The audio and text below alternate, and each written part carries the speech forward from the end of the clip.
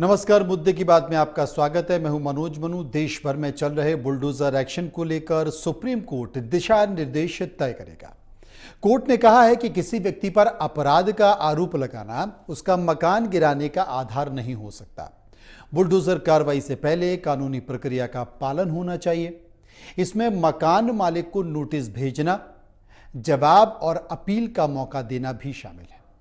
Supreme court ने देश भर में 1 अक्टूबर तक बुलडोजर एक्शन पर रोक लगा दी है। इस ऑर्डर में सड़क, रेलवे लाइन जैसी सार्वजनिक जगहों के अवैध अतिक्रमण शामिल नहीं है। तो वहीं सुप्रीम कोर्ट ने बुलडोजर न्याय को संविधान के खिलाफ बताया और गैर कानूनी ध्वस्तीकरण पर चिंता भी जताई है। कोर्ट का कहना है कि अगली सुनवाई तक हमारे आदेश के बिना देश में आपराधिक मामले के आरोपियों समेत कहीं भी ध्वस्तीकरण की कार्रवाई नहीं की जाएगी। अगर अवैध रूप से ध्वस्तीकरण का एक भी मामला है तो यह संविधान के मूल्यों के खिलाफ है। तो वहीं अब बुलडोजर कार्रवाई को लेकर लोगों ने मांग की है कि पीड़ित का पक्ष सुने बिना ही की गई बुलडोजर कार्रवाई गैर कानूनी घोषित होनी चाहिए। इसके लिए अफसर से सरकार तक को जवाबदेह बनाने की जरूरत है। अगर गलत तरीके से किसी का वाहन ढहाया गया तो संबंधित अफसर से इसकी क्षतिपूर्ति करनी चाहिए।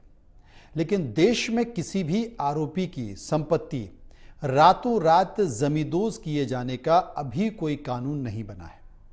फिर भी देश के कई राज्यों में बुलडोजर से आरोपियों की संपत्तियां ढहाई गई हैं। भले ही राज्य सरकारें यह दावा करें कि आरोपी होने की वजह से किसी के घर पर बुलडोजर नहीं चलवाया गया, बल्कि उनका घर अवैध होने के कारण बुलडोजर चला है, लेकिन हकीकत इसके बिल्कुल उलट है। पिछले 7 साल में 7 राज्यों में 1935 आरोपियों की संपत्ति को बुलडोजर ने जमींदोज किया है। इसमें 1535 कार्रवाई अकेले उत्तर प्रदेश में हुई है। तो वहीं बुलडोजर एक्शन के मामले में दूसरे नंबर पर अगर कोई राज्य आता है तो वो मध्य प्रदेश आता है और तीसरे नंबर पर हरियाणा आता है। ऐसे में अगर बात करें कि मध्य प्रदेश के छतरपुर में बीते दिनों थाने में हुई हिंसा के मामले में पुलिस ने कई आरोपियों को गिरफ्तार कर जेल भेज दिया। वहीं सैकड़ों आरोपियों की तलाश अब पुलिस कर रही है, जिसमें आरोपी में हाजी शहजाद अली के मकान पर पुलिस प्रशासन ने बुलडोजर चलाकर जमींदोज किया।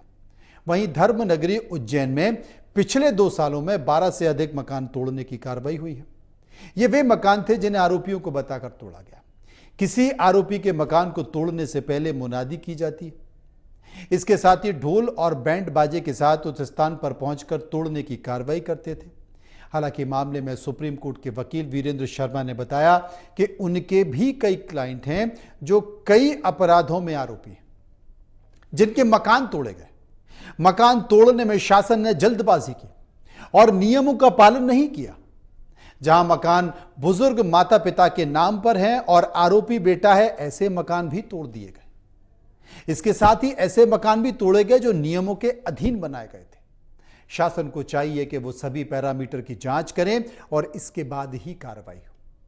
आज इसी मामले पर हम चर्चा करेंगे।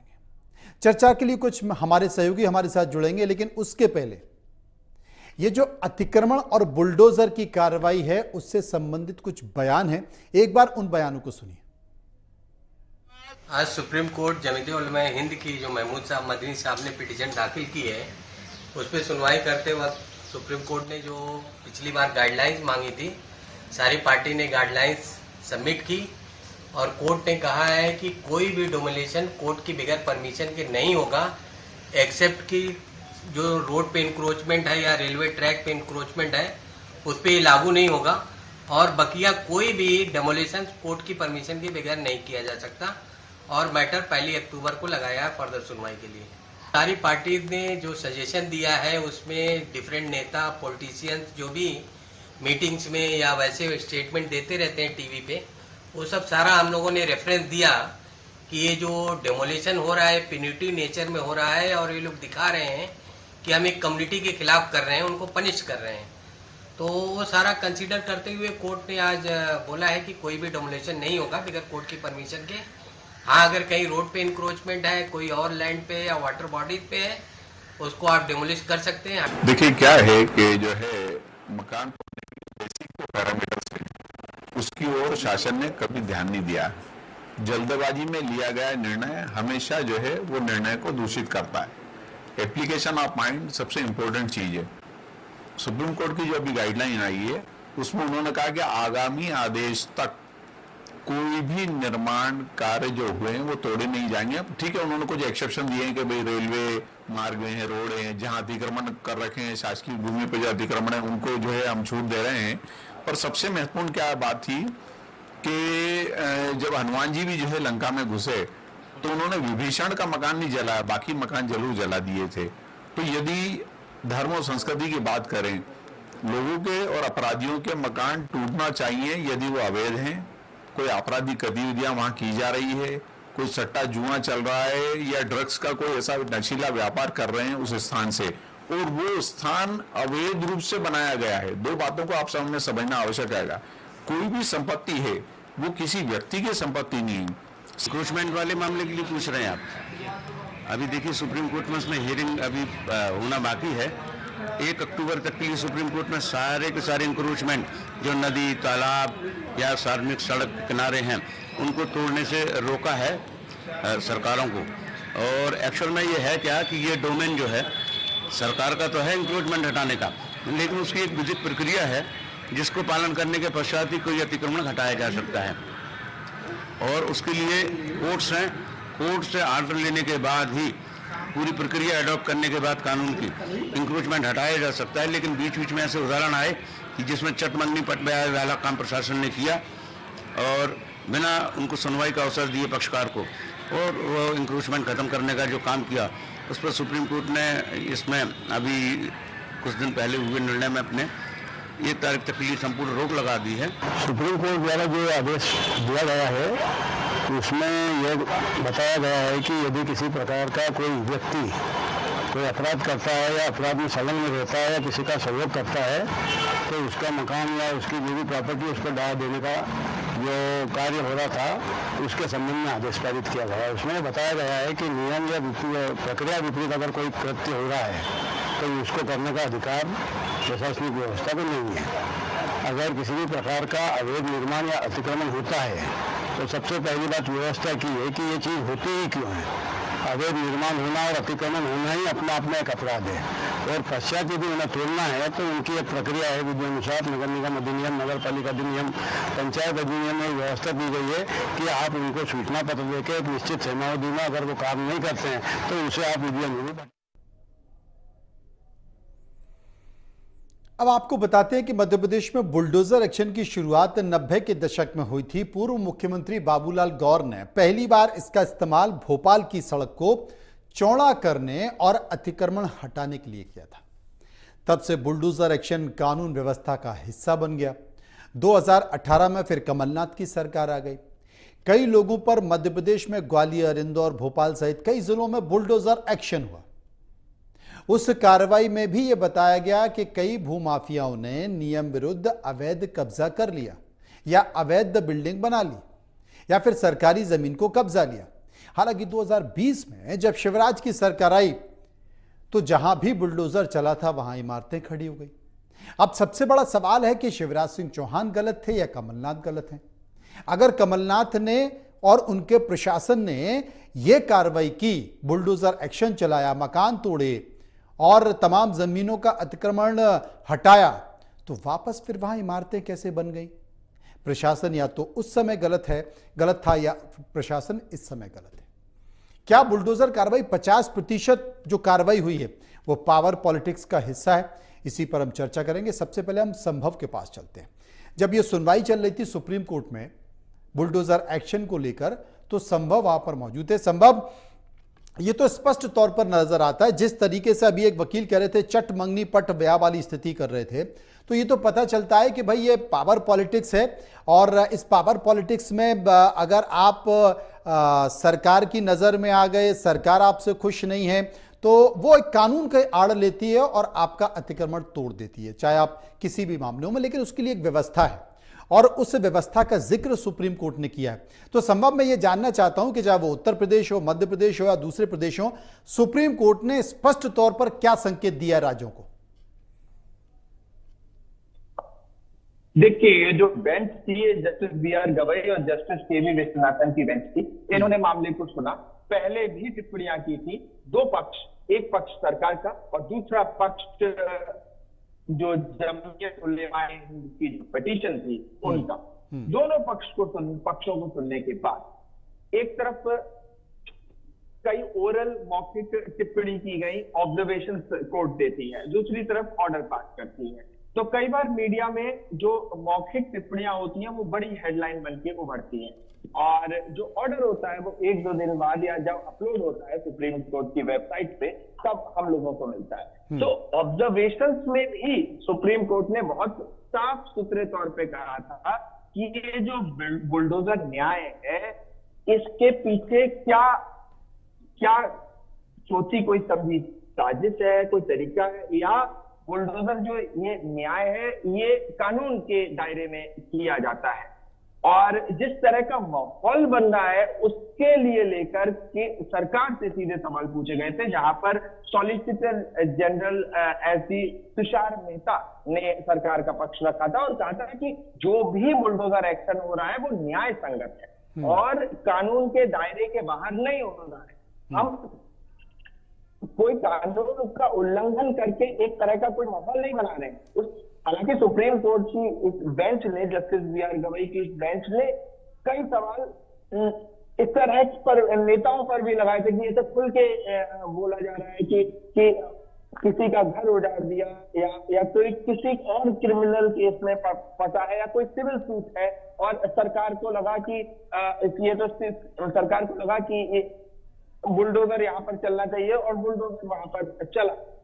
इन सब चीजों को देखते हुए सॉलिसिटर जनरल ने साफ कहा कि बुलडोजर एक्शन पर हम किसी भी प्रकार की रोक लगाने के मूड में नहीं है, बशर्ते बुलडोजर एक्शन कानून संगत होगा और जो म्युनिसिपैलिटी के, लोकल म्युनिसिपैलिटी के कानून है, लॉज है, उनके मुताबिक बुलडोजर एक्शन लिया जाएगा और बुलडोजर चलाया जाएगा। इस पर सुप्रीम कोर्ट ने भी जब अपना डिटेल्ड फैसला सुनाया और एक रोक लगाई, इस तरह का कोई भी अतिक्रमण हो उसके लिए पहले सुप्रीम कोर्ट की अनुमति लेनी है 1 अक्टूबर से, बशर्ते जो अतिक्रमण ऐसे कि रेलवे पे है या रोड पे कोई अतिक्रमण है या कोई अवैध गैर कानूनी अवैध काम चल रहा है, जो पब्लिक प्लेसेस है वहां पर अतिक्रमण है, इंक्लूडिंग मंदिर, मस्जिद, इस तरह का कोई रिलीजियस प्लेस भी है, अगर धार्मिक स्थान है कोई पब्लिक प्लेस पे, तो वहां पर अतिक्रमण हटाया जा सकता है। ये आज भी हटाया जा सकता है, इस पर कोई रोक नहीं है। बाकी जो अतिक्रमण, जैसे किसी एक एक्स पार्टी के खिलाफ कोई क्रिमिनल केस फाइल हुआ और उसका घर के कागज कानूनी है, उसको तर्क संगत है, उसमें कोई दिक्कत नहीं है, ऐसे केसेस पे सुप्रीम कोर्ट ने कहा कि पहले कोर्ट की अनुमति लेनी होगी, हमें बताना होगा, फिर हम डिसाइड करेंगे कि ये अतिक्रमण हटाने योग्य है या हटाने योग्य नहीं है। तो एक तरह से एक स्पष्ट तौर पे गाइडलाइंस, दिशा निर्देश सुप्रीम कोर्ट ने यहाँ पर दिया है। संभव एक बात मैं आपसे पूछना चाहता हूँ, क्योंकि ये अतिक्रमण ऐसा तो नहीं है कि 24 घंटे के अंदर एक अवैध बिल्डिंग बन गई और 24 घंटे के अंदर किसी ने इमारत खड़ी कर दी। जब ये बिल्डिंग बनती हैं, या अवैध इमारत कह लें या अवैध मकान कह लें या अवैध बिल्डिंग कर लें, तो इसको तो कई महीने लग जाते हैं, कई साल लग जाते हैं। तो क्या सुप्रीम कोर्ट ने या एसजी ने इस व्यवस्था की तरफ भी इशारा किया कि भाई जब सारी एजेंसीज हैं, प्रशासन हैं, कानून हैं, सरकार हैं, उसके लिए नियुक्त लोग हैं, बावजूद इसके ये अवैध अतिक्रमण हो कैसे जाता है, उनके लिए कोई इशारा? इस तरह का चूंकि दोनों ही जो पिटिशनर्स थे वो इस तरह की कई बातें लेके आ रहे थे कि कोई एक समुदाय विशेष के लिए यहाँ पर टारगेट किया जा रहा है और जो पॉलिटिकल बयानबाजी है वो भी किसी समुदाय विशेष को टारगेट करती हुई दिखती है। हालांकि सुप्रीम कोर्ट ने अपने ऑर्डर पर ऐसी कोई बात नहीं कही है, लेकिन जो आप बात कह रहे हैं वो बात सच में सही में एक विचारणीय बात है कि एक दिन में तो ये चीजें नहीं हो जाती, इसमें वक्त लगता है। और इसमें कहीं ना कहीं क्योंकि ये म्युनिसिपैलिटी के लॉ है, जो टियर 3 गवर्नेंस जिसे हम कहते हैं, क्योंकि एक जगह केंद्र सरकार, फिर राज्य सरकार, उसके बाद म्युनिसिपैलिटी और पंचायत। तो चूंकि ये पंचायत, ये म्युनिसिपैलिटी के कानून है, पंचायत इसे देख रही है, वहां पर हो सकता है इसकी गुंजाइश हो कि इस तरह के अवैध अतिक्रमण किसी एक सरकार विशेष के कुछ नेता या मंत्रियों की साठगांठ या उस तरह से बनते हो और बाद में सरकार बदल जाती हो तो कागज करने की कोशिश की जाती हो, ऐसा हो सकता है। नहीं तो उस ऐसी स्थिति में जो इस व्यवस्था में लगे अधिकारी हैं, जिनकी देखरेख में, जिनके गठबंधन से यह अतिक्रमण हुआ है, उसको उनके ऊपर कार्रवाई या किसी तरह की कोई बात, संकेत? इस तरह का अभी सुप्रीम कोर्ट ने सिर्फ जो बुलडोजर एक्शन बेसिकली किसी एक पार्टी के खिलाफ, किसी एक व्यक्ति के खिलाफ पहले से प्री कंसीव्ड नोशन के द्वारा, कि पहले से सोच लिया कि अरे इनका घर गिराना है, उस तरह चीजों पे रोक लगाई है। और एक जो महिमा मंडन होता है बुलडोजर को लेकर, कहीं ना कहीं कथित रूप से मीडिया के द्वारा भी या और एजेंसियों के द्वारा भी या पॉलिटिकल पार्टीज के द्वारा कि हमने उनका घर तोड़ दिया या वो इस कार्य में लिप्त थे तो उनका घर टूट गया। हालांकि वो कार्य में लिप्त थे नहीं, ये कोर्ट में फैसला हो गया और कोर्ट ने मान भी लिया, सपोज करें कि वो किसी कार्य में लिप्त थे, लेकिन उसके बावजूद क्या उनका घर इलीगल है, इलीगल है, ये बात अभी court of law, it should be decided in the court of law, न्याय कोर्ट में होगा, ना कि एक बुलडोजर से। ये साफ किया था। और क्योंकि अधिकारी भी कानून से ही बंधे हुए हैं, कानून से ऊपर अधिकारी भी नहीं है, उन्हें भी रूल ऑफ लॉ, कानून का पालन करना होता है, तो कहीं ना कहीं अधिकारियों को भी एक दिशा निर्देश है दिए जाएंगे। मुझे लगता है कि आने वाले समय में कोई ऐसी गाइडलाइन बनाई जाएगी कि भाई अगर किसी भी अधिकारी को नियुक्त किया गया और उसके रहने के साथ अगर अतिक्रमण होता है तो उसकी जिम्मेदारी है, उसकी जिम्मेदारी तय की जाएगी कि उसने उस समय रहते हुए अतिक्रमण के खिलाफ कार्रवाई क्यों नहीं की या पत्राचार क्यों नहीं किया। बहुत बहुत शुक्रिया, संभव आपका करेंगे, विस्तार से हमारे साथ बात कर रहे थे। तो कुल मिलाकर आज ये कार्यक्रम हमने रखा ही इसलिए, आज ये कार्यक्रम हमने रखा है कि भाई अचानक से बुलडोजर, उदाहरण के तौर पर मैं आपको, क्योंकि उत्तर प्रदेश में सबसे यहां बुलडोजर चल रहा है, मध्य प्रदेश एक ऐसा राज्य है जो दूसरे नंबर पर आ रहा है बुलडोजर चलने के मामले में। बाबूलाल गौर ने शुरुआत की, उसके बाद कमलनाथ की सरकार आई, तो कमलनाथ की सरकार आई तो बुलडोजर ने बहुत तेजी से काम किया।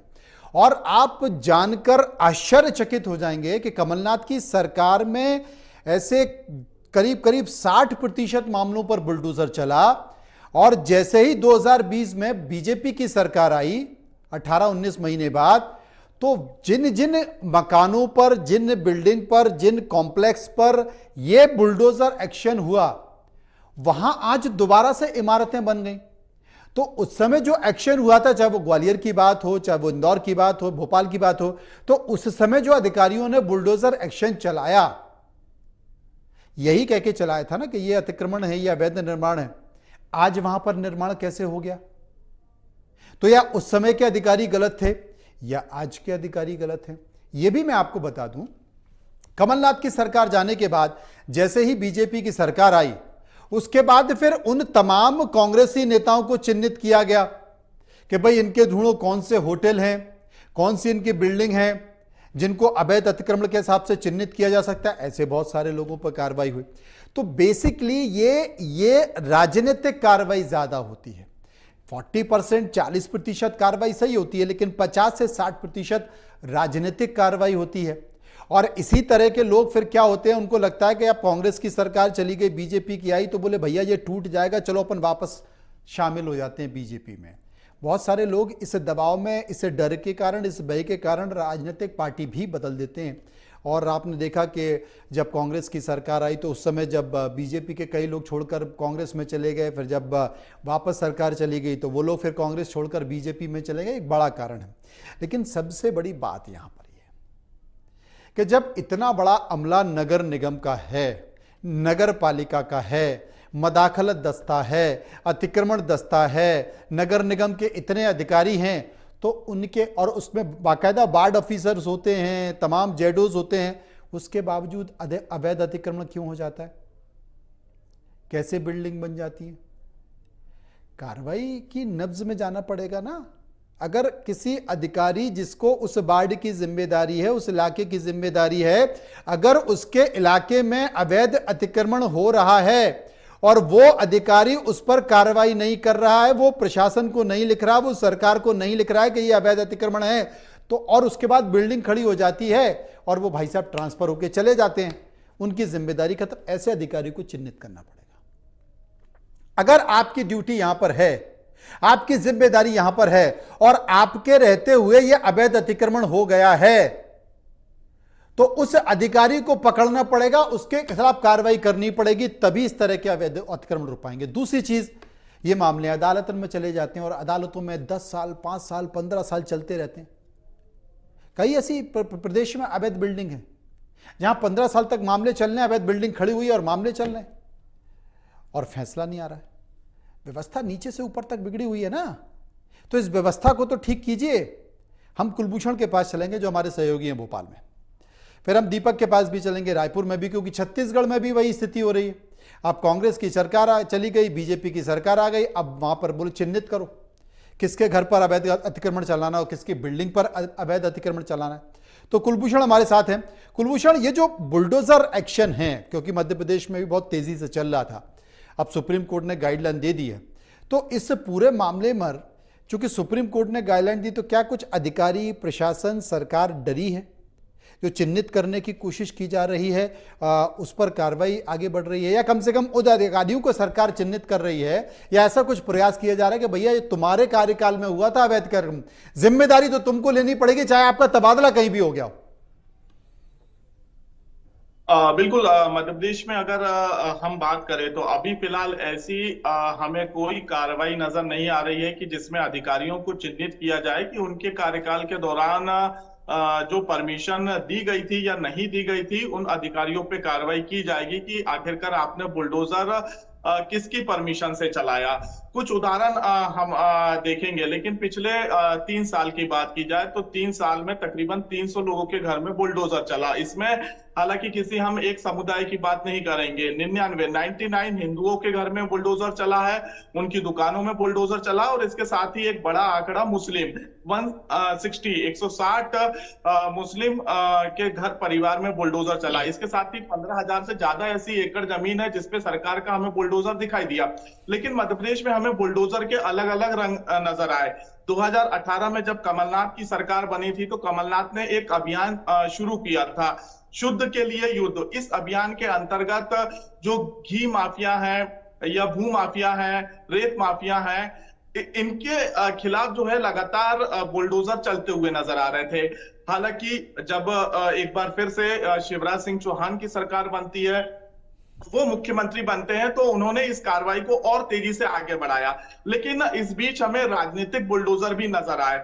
अगर कांग्रेस के शासनकाल में बीजेपी के नेताओं के घर भी बुलडोजर चले, और बीजेपी के शासनकाल में हमने ये देखा कि ज्यादातर जो है कांग्रेस के नेताओं के घर बुलडोजर हमें देखने को मिले। राजधानी भोपाल के एक परिवार से आज हम मिलने पहुंचे थे। एक छोटा सा मैं उदाहरण दूंगा बिल्कुल कम शब्दों में। जब हमने उनसे आज बातचीत करनी चाहिए तो उन्होंने हमसे हाथ जोड़ के माफी मांगी और उनका यही कहना कि हमें माफ करिए, हम किसी प्रकार की कोई जानकारी नहीं दे सकते। अगर हम आपको जानकारी देंगे या आपको हम वर्जन देंगे तो कहीं ना कहीं जो शासन प्रशासन के अधिकारी हैं वो हमें डराते धमकाते हुए नजर आएंगे। बीजेपी नेता की हत्या हुई थी और उसके बाद जो है आरोपी के घर बुलडोजर चला था। तो ऐसी कई तस्वीर हमने मध्य प्रदेश में ऐसी कई तस्वीर मध्य प्रदेश में देखी है। दीपक हमारे साथ मौजूद है। दीपक, छत्तीसगढ़ की स्थिति क्या है? कांग्रेस की सरकार चली गई, बुलडोजर चल रहा है, क्या चिन्हित होकर चल रहा है? देखिए, चिन्हांकित करने की जहां तक बात है, सरकारें जो पुरानी थी, जो चली गई है, उनके कुछ ऐसे काम हैं या उनके कुछ ऐसे लोग हैं जिनको लेकर बयानबाजी जरूर हुई कि फलाने ने ऐसा कर दिया तो इसके ऊपर बुलडोजर जरूर चलना चाहिए। मोहम्मद अकबर का ताजा उदाहरण है, जिस मामले में उनके ऊपर एफआईआर की गई। जब ये सवाल पूछा गया सूबे के गृह मंत्री से तो उन्होंने ये कह दिया कि यदि दोषी होंगे और जो कार्रवाई होगी वो जरूर की जाएगी। तो एक बात साफ है कह नहीं रहे हैं, लेकिन अंदर से इस चीज को जरूर बताने का प्रयास कर रहे हैं कि यदि बुलडोजर चलाना पड़े तो चलाया जाएगा। और इसके इतर यदि समझा जाए, जो छुटभइये नेता है भारतीय जनता पार्टी के, उनसे जब ये सवाल पूछा गया तो उन्होंने एक लाइन में कह दिया, यदि दोषी है, यदि बनाया गया अवैध तो जरूर बुलडोजर चलेगा। तो जो अभी आप चर्चा कर रहे थे कि जात पात के आधार पर यदि देख के बुलडोजर चलाया गया, तो जब मोहम्मद अकबर के नाम की बात आई थी तो पूरी भारतीय जनता पार्टी एकजुट होकर इस चीज की चर्चा जरूर कर रही थी कि यदि गलत बनाया गया है, यदि अवैध है तो जरूर चलना चाहिए, यदि अवैध है तो जरूर गिराना चाहिए। लेकिन इसके इतर ये समझा जाना चाहिए कि क्या वाकई एक समुदाय विशेष के ऊपर ये चर्चा होनी चाहिए या बाकी जो दोषी हैं। क्योंकि आप एक और चीज की चर्चा कर रहे थे कि जब अवैध बन रहा था तब अधिकारी कहां थे, तब तो नीचे से ऊपर तक सब दीमक की तरह उन नोटों को चाट रहे थे, चाहे तहसीलदार हो, चाहे लेखपाल हो, चाहे उसको नामांकन और बाटांकन चढ़ाने वाला हो, तब कोई नहीं कह रहा था कि ये गलत है सही है। तब तो सीमांकन, चाहे कृषि की भूमि हो तो उसको उद्योग में दे देंगे, उद्योग की भूमि हो तो पता लग रहा है कि यहाँ कृषि में ज्यादा मुनाफा है तो उसको दे देंगे। तो नीचे से ऊपर तक चिन्हित करने की जरूरत है, क्योंकि नेता जब आवेग में और सबसे बड़ी बात है कि अधिकारियों की जिम्मेदारी इसमें क्यों नहीं तय होती है। अगर मोहम्मद अकबर ने अवैध बना लिया तो उस समय वहां पर कौन सा अधिकारी था, कौन सा नगर निगम कमिश्नर था, कौन सा वहां पर व्यक्ति था जिसके रहते हुए ये बनाया गया। और अगर बनाया गया तो सबसे पहले उसके खिलाफ कार्रवाई होनी चाहिए, क्योंकि उसकी ड्यूटी है कि यहां पर अवैध निर्माण ना हो। लेकिन अगर सरकार बदल गई और उसके बाद तोड़ रहे हैं तो उस अधिकारी की जिम्मेदारी क्यों नहीं तय की जा रही, उसकी भी तो जिम्मेदारी तय हो जाए। और अगर ये व्यवस्था हो गई तो शायद अवैध अतिक्रमण के मामले जो लगातार बढ़ रहे हैं वो कम हो जाएंगे, उनमें गिरावट होगी और तब लगेगा कि सरकार वाकई अच्छे संकेत दे रही है। शुक्रिया कुलभूषण का और शुक्रिया दीपक काम करेंगे जो इस पूरे मामले में विस्तार से हमें जानकारी दे रही थी। बहुत डिटेल अभी गाइडलाइन बननी है, सुप्रीम कोर्ट इसे गंभीरता से देख रहा है और आने वाले समय में संकेत भी देगा। लेकिन कम से कम जो आरोप लग रहा था कि दल देखकर, समुदाय देखकर, जात पात देखकर बुलडोजर चल रहा था, फिलहाल बुलडोजर एक्शन अभी रुक गया है। फिलहाल इतना ही।